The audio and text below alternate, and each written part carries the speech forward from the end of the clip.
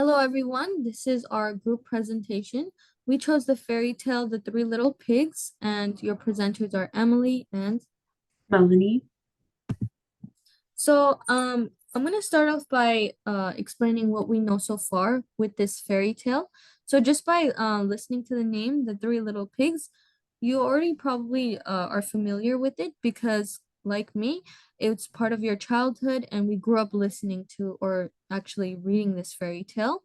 Um, it's also still popular even today, even though it has been written in 1892, and it's written by Andrew Lang, which Melanie will explain further. Yeah, so as Emily said, the editor was Andrew Lang, and he was born on March 31st, 1844, and he sadly passed away on July 20th of 1912.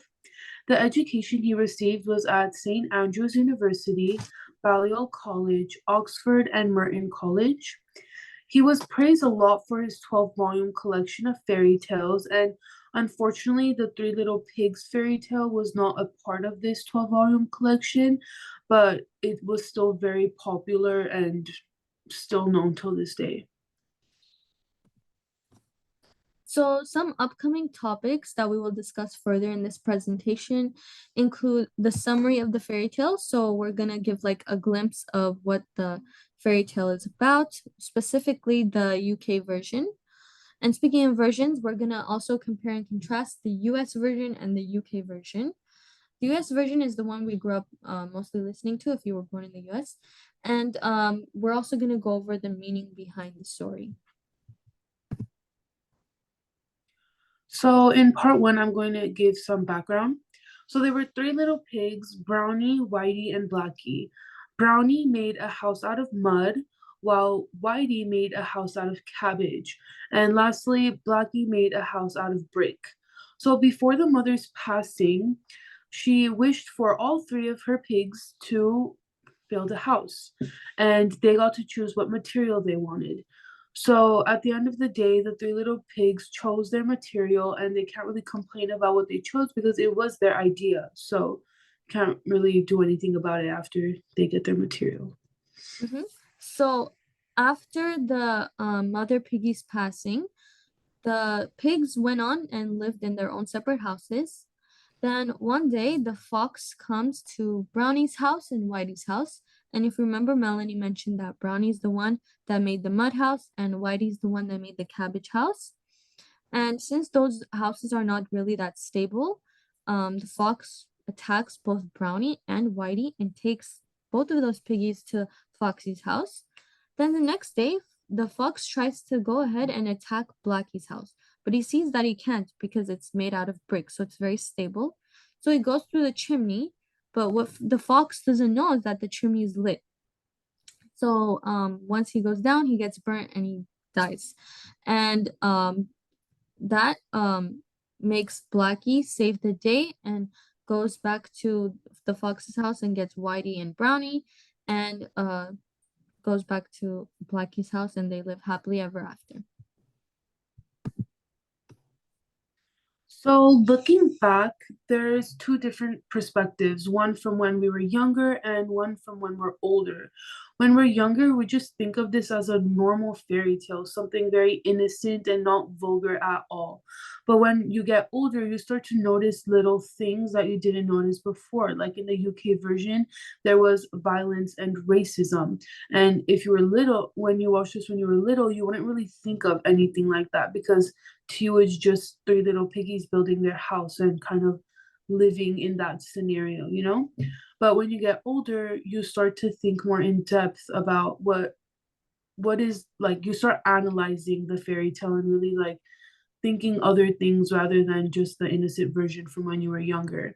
And it gained a lot of popularity because of its simplicity. It's very simple and primitive. There's like nothing much to it besides three little piggies building it, the fox doing all that and whatever. And the kids just read it and they understand it because it's mostly pictures and easy words, and it's a fun story, something that they can enjoy, not like the long paragraphs that are draining for kids. Yeah, so I'm gonna talk about the versions, so the UK version and the US version. So if you guys look at the slides, I included a picture of the US version of the fairy tale. So you see the three little piggies made their own houses. Compared to the UK version, the piggies requested those houses. So in the US version, we see that the piggy made it out of hay, they made it out of wood, and another piggy thought it was a good idea to make it out of brick. So, what we've noticed is that the US version is more innocent and it doesn't include that many gory like scenes or it's not violence. But in the UK version, it's actually it includes death, it includes killing, it includes attacking, which like Melanie mentioned, now that we're older, we see how dark that story is. But when we were little, we thought it was like, oh, it was a happy, like nice little story that we all really loved and treasured when we were younger and grew up with that. But seems like it wasn't. So now I'm going to talk about racism. So as we've mentioned in the fairy tale when we were describing it, the piggies' names are Blackie, Brownie, and Whitey.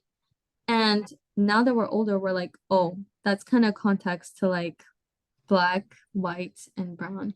So that and how Blackie was the one that saved the day. The black piggy is more dominant than the rest. So there is no equality going on here. But our whole thing is for equality. Like for US, you don't see that because for US it's everybody's equal. But I guess in the UK it's not that case. So that's why we suspected racism in that story. So I'm gonna give a little overview about what we just talked about. So we talked about the fairy tale itself and the background of it. We talked about the meaning behind it and how racism and violence occurred a lot throughout the UK version. We talked about the different perspectives from when we were younger to when we were older and how we viewed that, and the different versions and the popularity, how it gained popularity and why it's still so popular. Yes. So the we informed you guys about this fairy tale because in the beginning of the presentations we talked about the story itself. We talked about what the fairy tale was about, and we also gave some educational background about the overall history of the fairy tale. Like Melanie talked about the editor and all that. And for the meaning, that falls into the persuade section of our presentation because we've noticed the context clues from the context clues that there is racism going on in the UK version. So that's more of the persuading side. We want to thank you guys for listening to our presentation. Yeah, and if you have any questions, we would be open to any.